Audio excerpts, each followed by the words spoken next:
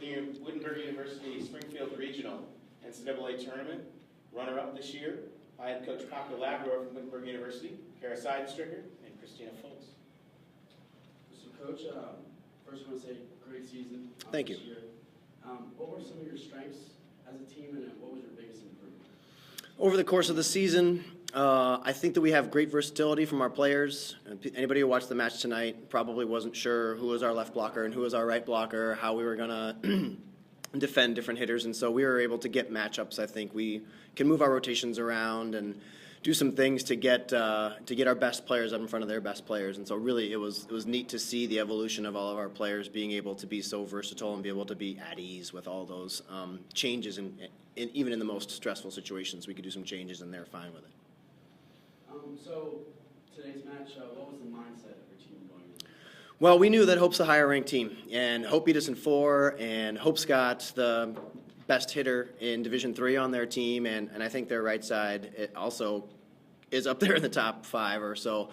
And so we knew that our mentality has to be as aggressive as we can possibly be and just run that red line of there's no going home, there's no holes barred, and be as aggressive as possible. We also told our setters that we can't become the type of team that just goes one direction all the time. We need to make sure that there's an even distribution of our offense. And so they did. I think our setters did a really good job of balancing out the attacks so that everybody got a chance to contribute. And then hard-fought match, obviously didn't end the way you wanted to. But what were some of the things you were able to do well throughout the match? Well, let's see. The first 2 sets, I thought we served well and I thought we passed well. And I thought we were very scrappy. I think sometimes Hope is such a great defensive team and they just fly around the court and keep balls alive. And it's kind of sad, but that gets infectious to where our side plays the same way. And it's kind of nice to see us getting as scrappy as they are in those first couple sets. But then there was just a whole other level of defense that I think Hope took things to. And although I think we're a good offensive team, there were times when everything that we had, we just put everything we had into it, and they still had an answer for all of it. And so that would probably be the big story is Hope did a great job defensively of just deciding that we weren't going to get a ball to the floor, and we didn't. Thanks, Coach. So, Kristina, I just want to ask you, what was the highlight of the season as a team? Definitely the highlight for me would have been getting back. We had a tough tournament schedule.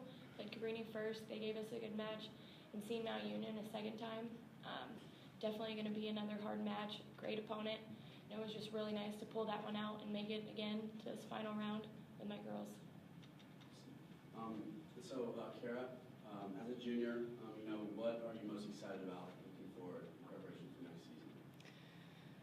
I'm just excited to work hard in the off season. I know that our team is ready to go for next season. Like the minute that one season ends, we are ready to fight for the next season. So I'm looking forward to getting with my team again, and not even just in the gym, like in the weight room and getting after it again.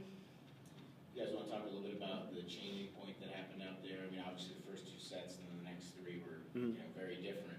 Can you talk about maybe some of the things that were changed and what differences occurred? To me, I think the 2 biggest storylines of the night would be, Hope has such good defensive players that they can keep balls alive, and the digs that they make not only are accurate, but even when they're not accurate, they've got at least 2 players, sometimes 3 players, who we call them bailout hitters. So when you just need someone to do something spectacular and get you a point, they can do those things for you. And that's what happened. I mean, in those sets, it was they were keeping balls, they were just scrapping for balls, and then they have such good terminal ball transition swingers that they were converting all those points. The second thing is, I don't think that we could have blocked a better match. I mean, I think that our blocking was very much in front of all their patterns, and I think there's not many players that can even touch Jenna Grassmeyer, and I think that our blockers actually did a pretty good job of getting some touches against her. The problem is, the number 2 thing that happened is Hope's got this great coverage system to where they can take 2, 3, 4 swings and get blocked 2, 3, 4 swings in a rally, but their players are so good and so instinctive about keeping balls alive that those balls don't go to the floor, and there's nothing you can do as a blocker. You're doing everything right, and once you get to that point where you're doing everything right and they keep covering, you give Jenna 4 swings in a rally, she's going to get one of those 4. So those are the 2 big storylines, I would say.